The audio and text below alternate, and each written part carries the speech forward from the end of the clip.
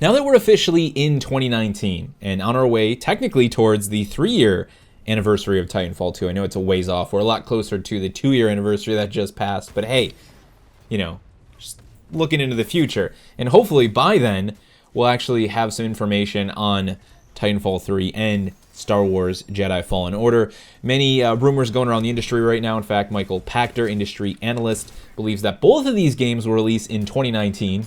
I'm not sure about both of them, but hey, I mean, if Respawn's ready, you wanna throw both of them at us. I mean, my wallet is ready, and frankly, I will be more than happy to play and indulge in both of those worlds in 2019 if Respawn says 2019 is the time for that.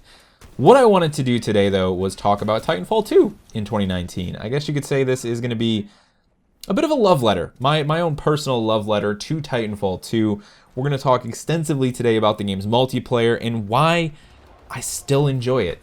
It has a lot of flaws, and those flaws are like giant gaping wounds for someone like myself who has played the game for days of playtime at this point, and then some.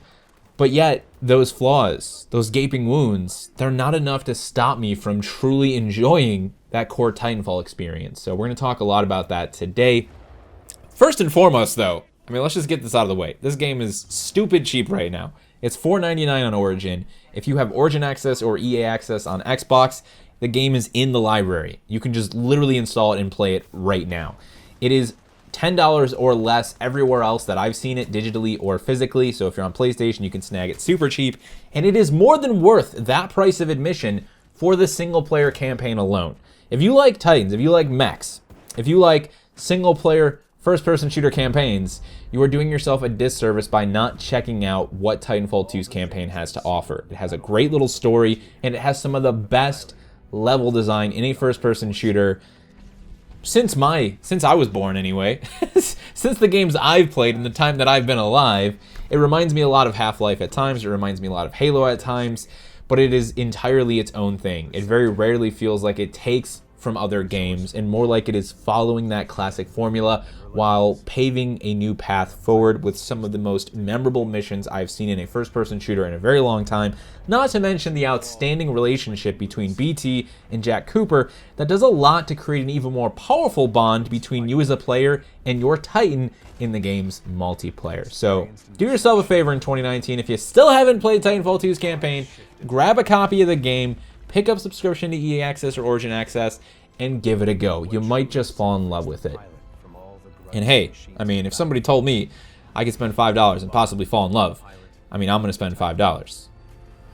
Within, the right moral compass. Anyway, moving on, let's talk about the game's multiplayer. I sat down and played it for the first time in about a month. I took a little bit of a hiatus, didn't really have any friends playing it online. I tend to enjoy playing it with friends rather than alone. But that being said, I've played a lot of Titanfall 2 alone, and there have always been things about the game that are just fun for me.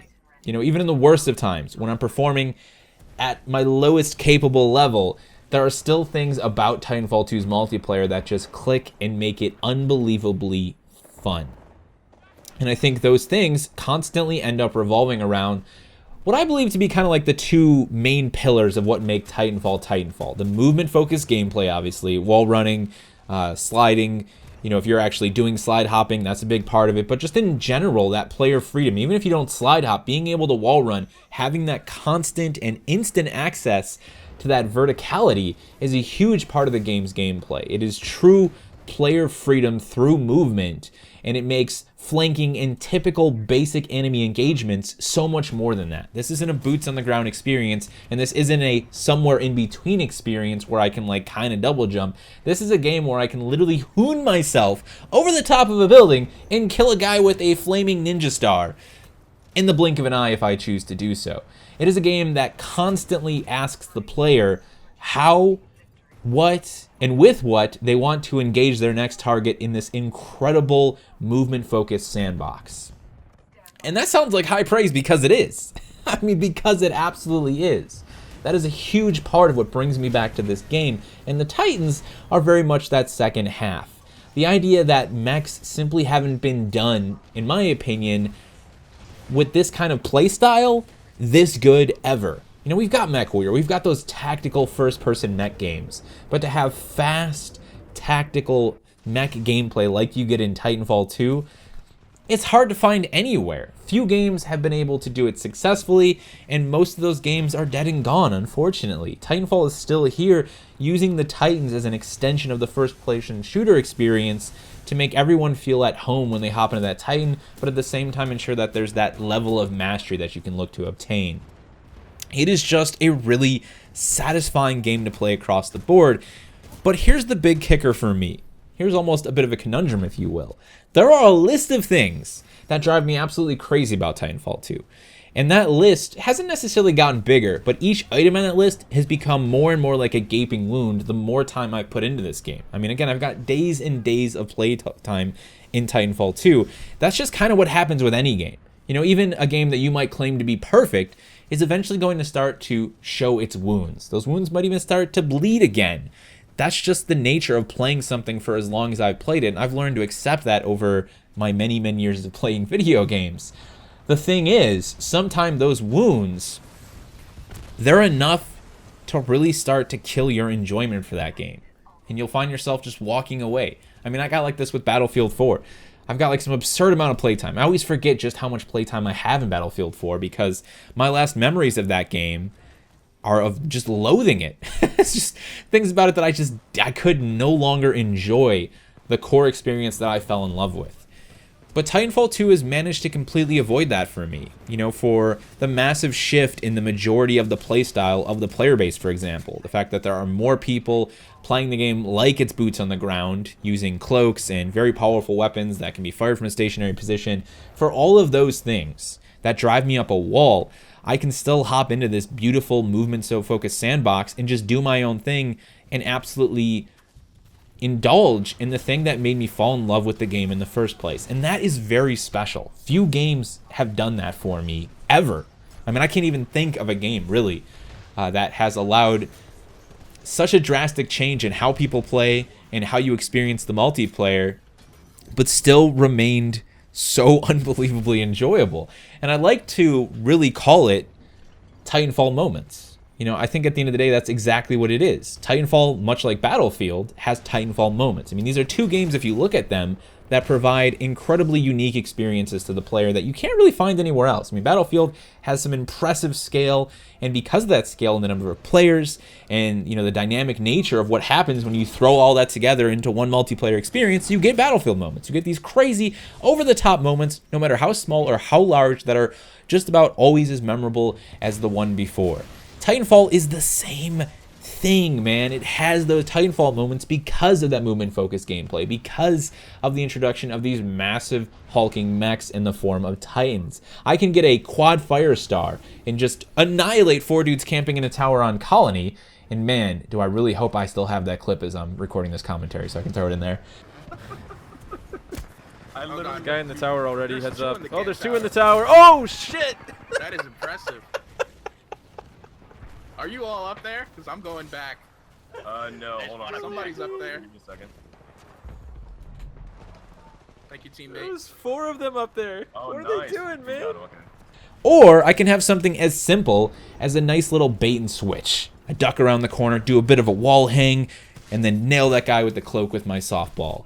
It's small moments like that that happen constantly in Titanfall 2, and the great thing is you are totally in control of them. You use the tools in the sandboxes you see fit to make your own Titanfall moments. They don't even necessarily have to be random. They don't have to be something that just occurs like they do in Titanfall. You can practically control them step by step, and on top of that, you still have the random moments. So it's this beautiful layer of all of these things happening that are guaranteed to put a grin on your face. That's kind of like my personal rating scale. If I did video game reviews, it would just be a Tony Mo grin factor rating scale. Because that's all that really matters to me at the end of the day, is how often does a game genuinely make me grin? Whether it's an emotional storytelling hook, whether it's a specific character and their development on screen or in relationship to my character, or it's me just shooting a guy in the face with a sticky explosive as he thought he was so sly, so slick, trying to rush me down with that cloak. All of those moments are super, super grin-worthy, and Titanfall 2, even at the worst of times, is locked and loaded with those grin-worthy moments. Titanfall 2 ladies and gentlemen. It just hasn't stopped clicking for me. That's special. And while I think the game needs to continue to grow, and I like the direction it's grown in from Titanfall 1 to Titanfall 2, and while I could again make that list of things that I hope they do differently, or I hope that they find a way to do better in Titanfall 3, those core elements are still there. They're still rocking and rolling, they're still kicking ass, and they're still making Titanfall 2 one of the greatest first-person shooters I've ever played. And in my mind, the steps that Respawn took from Titanfall 1 to Titanfall 2 were the perfect steps to take if they're going to adapt Titanfall 2 to a greater community, to a larger audience per se, while still maintaining the core elements that make Titanfall Titanfall. Because while I know there's a huge chunk of like the original fan base for the first game who played it very competitively, who wants like the good old days to come back, I also can recognize that that's not really what people want to play right now. There's a reason highly competitive shooters like Quake, like Lawbreakers, just aren't as successful as they maybe could have been 5, 6, 10 years ago. It's just not really what people are interested in anymore. The tides have shifted. So if you're going to rock and roll with something that is so skill-based, a movement-focused system like Titanfall, you have to find a way to make it enjoyable for everyone. And I think Respawn has done a lot of great things with Titanfall 2 to try and balance, to try and bridge that skill gap. Some have worked, others haven't. But the fact that I can still boot the game up and go toe-to-toe with somebody who has a completely different playstyle and understanding of what is fun in Titanfall to me, and we can both still have fun at the end of the day, that's a testament to just how good Respawn's design has been, despite the many flaws Titanfall 2 might have. So in my eyes, Titanfall 3 is hopefully their chance to take that next step forward, to say, hey, Titanfall's still here. The things that you love about this franchise are still here, but we're taking it to the next level. We're taking it in the next direction. We're evolving it further, and we'll see where that goes.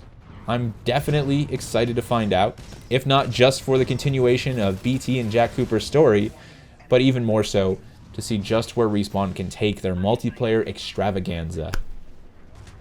Ladies and gentlemen, that is very much my love letter to Titanfall 2 at the end of the day. Respawn, if you're out there watching, listening, I wish you, everyone at the team, their best as you guys continue to work on Jedi Fallen Order and what I imagine is Titanfall 3. I hope we get to see what you're working on very soon, because my hype thermometer right here is labeled Respawn Games Only. It's ready to explode, man. I mean, I can't contain myself just speculating. It's totally going to burst, and I'm going to have to buy a new one, but that's all right. We'll start all over again once you guys actually announce your 2 projects. Thank you all so much for watching. If you want to sit here and just blast off some things that you love about Titanfall 2, despite the things that you might not love about it that much, down in the comment section below, I would love to hear your thoughts right down there. Thank you all so much for watching, and as always, be awesome to one another, because at the end of the day, it's all we got.